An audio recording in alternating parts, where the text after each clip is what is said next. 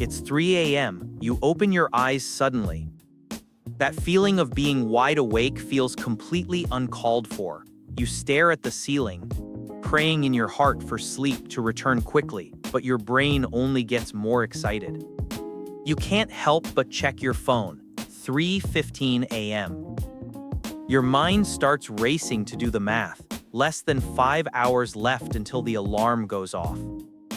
You desperately tell yourself to sleep now, but the more you think, the less you sleep. This experience is definitely not foreign to you, right? Actually, this isn't insomnia at all. It isn't an anxiety attack either.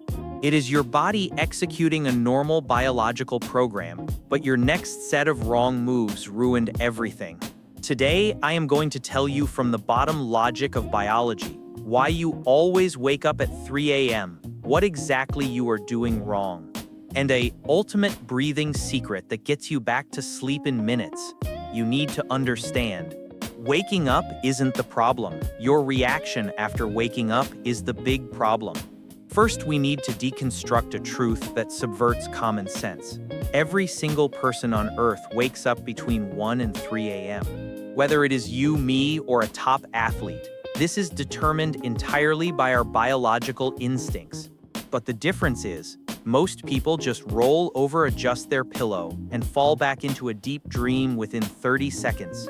But you can't. This isn't because your sleep system is broken. It's because you fell into a cognitive trap. To solve this, we must first look at what is happening inside the body. When you fall asleep, your body temperature begins to drop continuously. This cooling process is actually the key signal to trigger deep sleep. Your brain releases a massive amount of melatonin as the temperature falls, but body temperature cannot drop indefinitely. Otherwise, the body would fall into the danger of hypothermia. So at this point, between 1 and 3 a.m., the body starts to automatically warm up for self-protection. It is this tiny fluctuation in temperature that pulls your brain from deep sleep back to the edge of light sleep. At this moment, a gap appears in your consciousness. If you just roll over and keep sleeping, everything is fine. But unfortunately, some people open their eyes at this moment. Once you have a conscious awareness, trouble follows one after another. Now let's look at the first fatal mistake you make at 3 a.m., which is getting up to use the bathroom. You might say, what if I can't hold it anymore? Actually, when you move from lying down to standing in the middle of the night, or even walk to another room, your heart rate will spike rapidly. To enter sleep, your heart rate must stay below 60 beats per minute. But getting up and moving makes the heart rate jump to 80, 90, or even higher. This is equivalent to giving the brain a shot of adrenaline. So next time you wake up, don't move first. Lie flat for 25 seconds and observe. Many times that is just an illusion caused by sleeping on your side, pressing the bladder. Once you roll over, the pressure is released and the urge to pee vanishes. If you really have to go, then go, but try to keep your movements slow. The second mistake is looking at the phone to calculate time. The moment you see the numbers 3:17, your brain's logic engine starts up. You involuntarily calculate how much longer you can sleep. This calculation behavior instantly activates the prefrontal cortex responsible for logic and stress. Once stress goes up, the heart rate follows. You are back in that death spiral of being unable to sleep. The third mistake is forcing yourself to fall asleep. You give yourself orders in your heart. Sleep now, sleep now. But in human history, no one has ever been able to knock themselves out by willpower.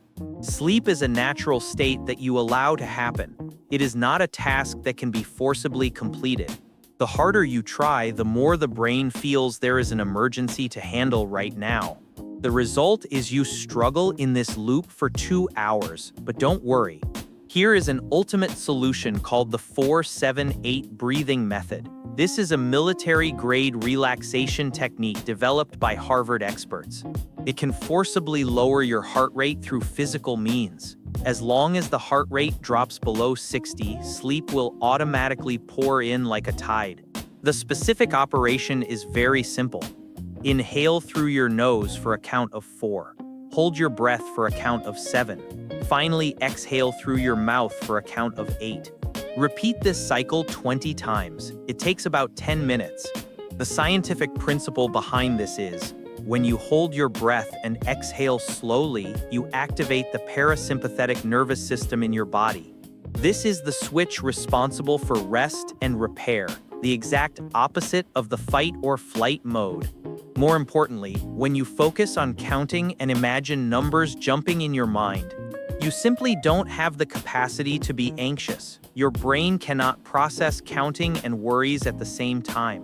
This instantly shuts down that restless monkey mind, stopping it from thinking about tomorrow's reports or embarrassing things from years ago.